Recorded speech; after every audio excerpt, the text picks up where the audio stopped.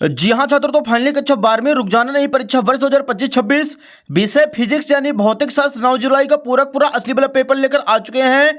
तो बच्चों आपको यहाँ पे बिल्कुल बेटे, तो आप देख सकते हैं जो पेपर है उसका फ्रंट पेज आपका कुछ इस टाइप का दिया गया है और जो क्वेश्चन है बच्चों इसके अगले पेज से दिए गए हैं। तो यहाँ पे देखिए प्यारे बच्चों, सबसे पहले क्वेश्चन नंबर 1 है, प्रत्येक प्रश्न के उत्तर के लिए दिए गए विकल्पों में से सही विकल्प चुनकर लिखिए। इसका पहला क्वेश्चन है, 50 न्यूटन प्रति कूलम तीव्रता वाले विद्युत क्षेत्र में 20 माइक्रो कूलम आवेश रखने पर उस पर लगने वाला बल होगा।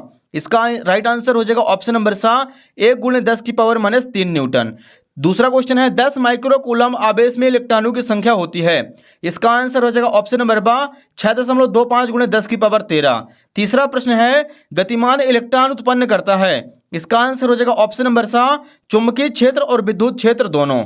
अगला क्वेश्चन देखिए बच्चों, चौथा नंबर है, प्रत्यावर्ती धारा परिपथ में वाटहीन धारा होती है यदि परिपथ में है। इसका आंसर हो जाएगा ऑप्शन नंबर द आर एवं सी दोनों। पांचवा प्रश्न, निर्वात में विद्युत चुंबकीय तरंग की चाल के लिए सूत्र है। इसका आंसर हो जाएगा ऑप्शन नंबर बा सी बराबर 1/√μ0ε0। छठवां क्वेश्चन, एक लेंस की फोकस दूरी किस रंग के लिए न्यूनतम होती है। इसका राइट आंसर हो जाएगा ऑप्शन नंबर आ बैगनी रंग के लिए।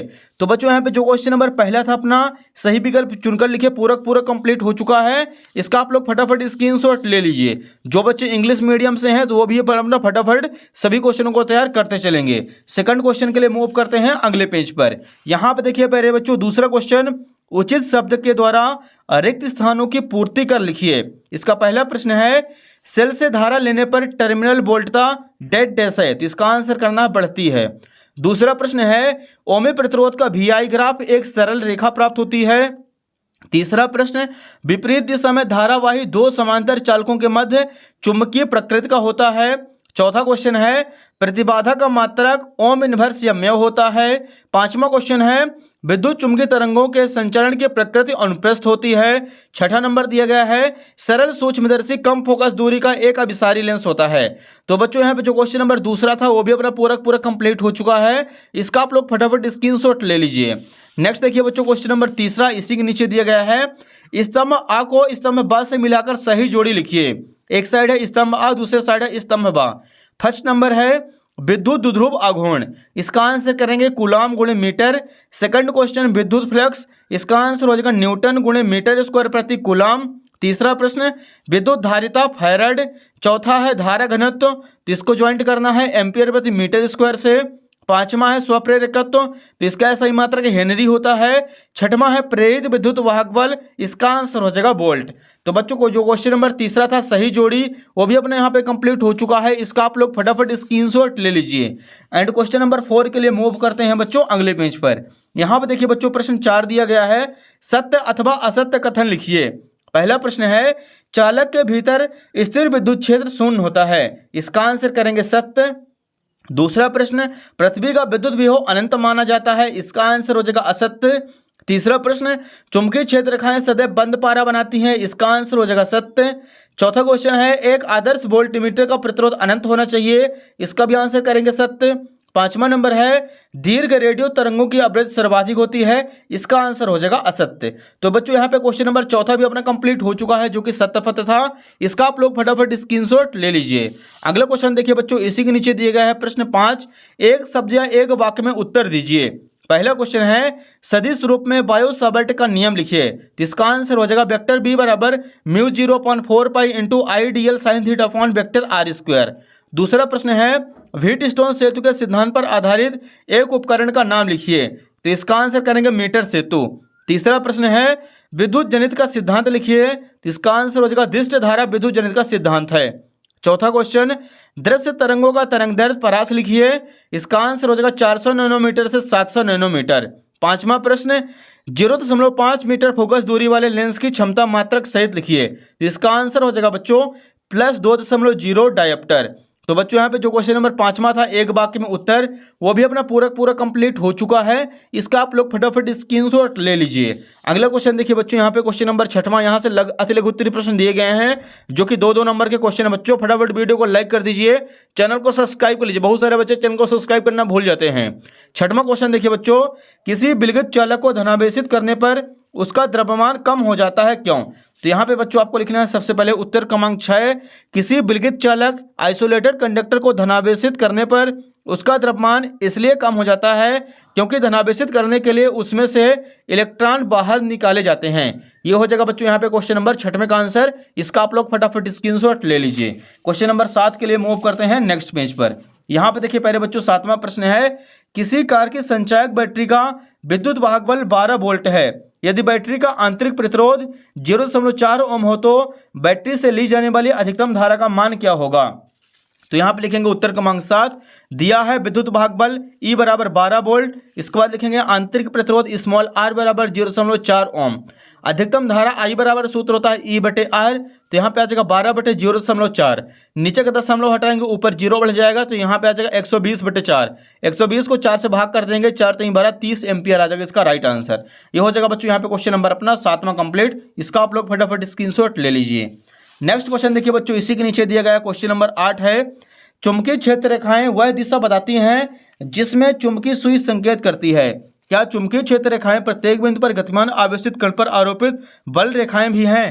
तो यहाँ पे लिखेंगे उत्तर क्रमांक 8, हाँ चुंबकीय क्षेत्र रेखाएं वह दिशा बताती हैं जिसमें एक छोटी चुंबकीय सुई संकेत करती है, लेकिन चुंबकीय क्षेत्र रेखाएं प्रत्येक बिंदु पर गतिमान आवेशित कण पर लगने वाले बल की दिशा नहीं बताती हैं। ये हो जाएगा प्यारे बच्चों यहाँ पे क्वेश्चन नंबर 8वां कंप्लीट। इसका आप लोग फटाक से स्क्रीनशॉट ले लीजिए। अगला प्रश्न देखिए बच्चों, 9वां क्वेश्चन है, विद्युत चुंबकीय प्रेरण संबंधी लेंज का नियम लिखिए। तो यहाँ पे लिखेंगे उत्तर क्रमांक 9, लेंज का नियम। इस नियम अनुसार किसी परिपथ में प्रेरित धारा की दिशा इस प्रकार होती है कि वह उस कारण का विरोध कर सके जिसके कारण वह स्वयं उत्पन्न हुई है।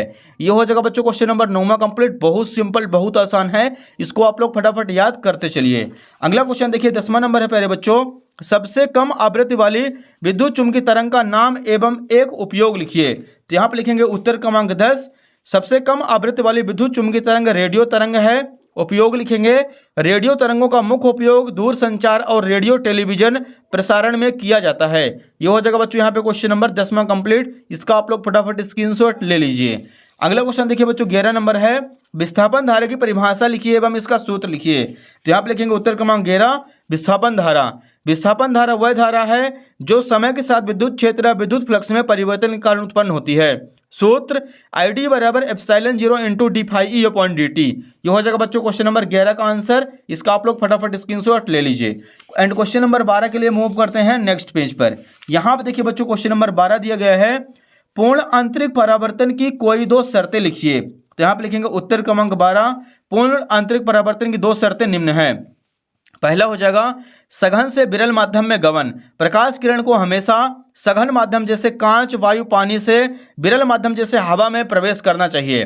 दूसरा पॉइंट लिखेंगे, क्रांतिक कोण से बड़ा आपतन कोण होना चाहिए। सघन माध्यम में बना आपतन कोण दोनों माध्यमों के क्रांतिक कोण के मान से अधिक होना चाहिए। ये हो जाएगा बच्चों यहाँ पे क्वेश्चन नंबर 12 कंप्लीट। इसका आप लोग फटाफट स्क्रीनशॉट ले लीजिए। अगला क्वेश्चन देखिए प्यारे बच्चों 13 नंबर है, विद्युत फ्लक्स से संबंधित गाउस का नियम यानी प्रमेय लिखिए एवं सिद्ध कीजिए।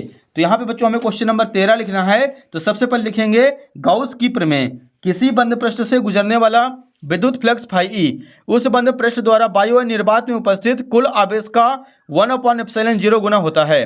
यहाँ पे लिखेंगे अर्थात फाई ई बराबर Q बटे ε0। व्यंजक के लिए क्षेत्रफल अवयव ds से गुजरने वाला विद्युत फ्लक्स तो E इंटू ds आ जाएगा। E ds cos theta, theta बराबर 0 डिग्री है जैसा कि आप लोग डायग्राम में देख सकते हैं। E बराबर 1/4πε0 into Q upon R square. Solve करेंगे तो यहाँ पे आ जाएगा फाई ई बराबर Q बटे ε0। यही गाउस की प्रमेय है। ये हो जाएगा बच्चों यहाँ पे क्वेश्चन नंबर अपना 13 कंप्लीट। इसका आप लोग फटाफट स्क्रीनशॉट ले लीजिए।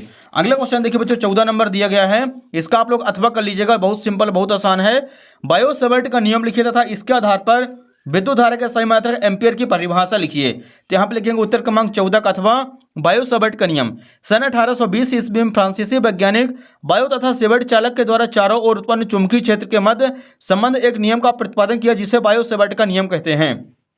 इस नियम अनुसार किसी धारावाही चालक के छोटे अल्पांश dl के कारण उत्पन्न चुंबकीय क्षेत्र dB की गणना करता है। इसके अनुसार चुंबकीय क्षेत्र धारा I तथा लंबाई dl और साइन थीटा के समानुपाती और दूरी r के वर्ग के व्युत्क्रमानुपाती होता है। dB equal mu 0.4 into IDL sine theta upon R square. Ampere की परिभाषा, 1 एम्पियर वह स्थिर विद्युत धारा है जो यदि अनंत लंबाई के दो सीधे समांतर तारों के बीच 1 मीटर की दूरी पर हो तो उन्हें में प्रवाहित धारा की जाए तो तारों के बीच प्रति मीटर लंबाई पर 2 × 10⁻⁷ न्यूटन का बल उत्पन्न कर दे। यही कहलाता है 1 एम्पीयर की परिभाषा। ये हो जाएगा बच्चों यहाँ पे क्वेश्चन नंबर 14 कंप्लीट। इसका आप लोग फटाफट स्क्रीनशॉट ले लीजिए। अगला क्वेश्चन देखिए बच्चों, 15 नंबर दिया गया है। प्रत्यावर्ती धारा परिपथ के लिए सिद्ध कीजिए कि P average equal VRMS into IRMS multiply cos phi, जहां संकेतों के समान अर्थ हैं। तो आप लोगों से बन जाएगा बच्चों, बहुत आसान है। P average equal VRMS into IRMS into cos phi, प्रत्यावर्ती धारा वाले चैप्टर का। अगला देखिए बच्चों 16 नंबर, बहुत सिंपल है। किसी गोली दर्पण के लिए निम्न दर्पण सूत्र की स्थापना कीजिए। 1/F बराबर 1/U प्लस 1/V। ये भी आप लोगों से बन जाएगा। दर्पण सूत्र निकालना बच्चों आप किसी से भी निकाल दीजिए, चाहे अवतल दर्पण से या फिर उत्तल दर्पण से। नेक्स्ट देखिए 17 नंबर, धारा वितरण से संबंधित किरचॉफ के नियम लिखिए एवं उनकी व्याख्या कीजिए। अथवा दिया गया है व्हीटस्टोन सेतु का सिद्धांत लिखिए एवं व्हीटस्टोन सेतु के चित्र का आरेख बनाइए। ये भी बन जाएगा। प्रश्न 18 देखिए, LCR परिपथ में हमें लिखना परिणामी विभवांतर प्रतिबाधा VI के मध्य कलांतर विद्युत धारा का समीकरण, या फिर इसका अथवा दिया गया है ट्रांसफार्मर का वर्णन कीजिए। तो ट्रांसफार्मर के बारे में आप लोग बच्चों फटाफट पूरा तैयार कर लीजिएगा। अगला क्वेश्चन देखिए बच्चों 20 नंबर है। यदि प्रकाश किरणें N1 अपवर्तनांक वाले माध्यम से N2 अपवर्तनांक वाले माध्यम में जाती हैं तो प्रवेश करती हैं तो सिद्ध करो। ये भी आप लोगों से बच्चों बन जाएगा। या फिर इसका अथवा खगोलीय दूरदर्शी के लिए व्यंजक ज्ञात कीजिए। तो बच्चों यहाँ पे अपना जो फिजिक्स है अपना पूरा का पूरा उसका असली क्वेश्चन पेपर कंप्लीट हो चुका है। उम्मीद है कि आपको वीडियो पसंद आई होगी। वीडियो को फटाफट लाइक कर दीजिए, चैनल को सब्सक्राइब कर लीजिए और वीडियो को अपने सभी दोस्तों के मध्य शेयर कर दीजिए, क्योंकि आपको बच्चों इस चैनल पर फिजिक्स हो गया, chemistry, math, Hindi, English, biology, account सारे सब्जेक्ट के असली क्वेश्चन पेपर आपको इसी यूट्यूब चैनल पर मिलने वाले हैं। फटाफट वीडियो को अपने सभी दोस्तों के मध्य शेयर कर दीजिए, चैनल को सब्सक्राइब करके नोटिफिकेशन को ऑल पे प्रेस कर लीजिए। धन्यवाद।